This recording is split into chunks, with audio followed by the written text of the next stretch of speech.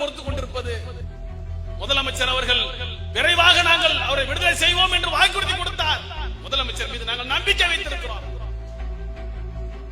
நீதியரசர் ஆதிராஜன் தலைமையில் ஒரு குழுவை அமைத்து எவ்வளவு பேர் எந்த நிலையில் இருக்கிறார்கள் என்பதை பற்றி ஒரு ஆய்வறிக்கை பெறப்பட்டிருக்கிறது. பெரும்பாலான முஸ்லிம் சிறைவாசியுடைய நிலைமை அப்படித்தான், செத்து பிணங்களாக ஜனாசாக்கள். எத்தனை உயிர்கள் பறிக்கப்பட்ட நிலையில் உடல்களாக வருமோ தெரியவில்லை. கடைசி காலகட்டம் ஒரு 5 வருஷம் 6 வருஷமாவது அவன் மனைவி மக்களோட வாழ்ந்து போகக்கூடாதா? அதைத்தான் கேட்கின்றோம். முதலமைச்சர் அவர்களே, ஆளுநருக்கு பரிந்துரை செய்வதாக சொல்லி இருக்கின்றீர்கள். ஆளுநரும் அந்த பரிந்துரை ஏற்றுக்கொள்வார் என்று இப்போதைக்கு நம்புகிறோம். அப்படி ஒரு நடக்கவில்லை என்று சொன்னால் போராட்டம் என்பது தவிர்க்க முடியாததாக மாறும். தமிழ்நாடு முஸ்லிம் முன்னேற்ற கழக மனிதநேய மக்கள் கட்சி தமிழ்நாடு சந்திக்காத போராட்டத்தை தமிழகத்தில் நடத்தி காட்டும்.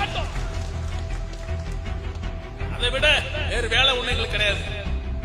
அரசியல் எங்களுக்கு இரண்டாவதுதான். எம்எல்ஏ எம்பி இதெல்லாம் வரட்டும், வரும்போது பார்ப்போம். அதன் மூலமாக மக்களுக்கு சேவையாற்றும்.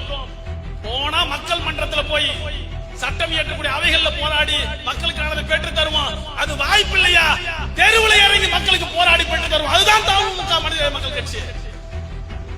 பதவிதான் பதவி இல்லை என்று சொன்னால் நாங்க உயிர் வாழ மாட்டோம்னு சொல்லல. இந்த பதவிகளை பயன்படுத்தி மக்களுக்கு சேவையாற்றுவதற்காக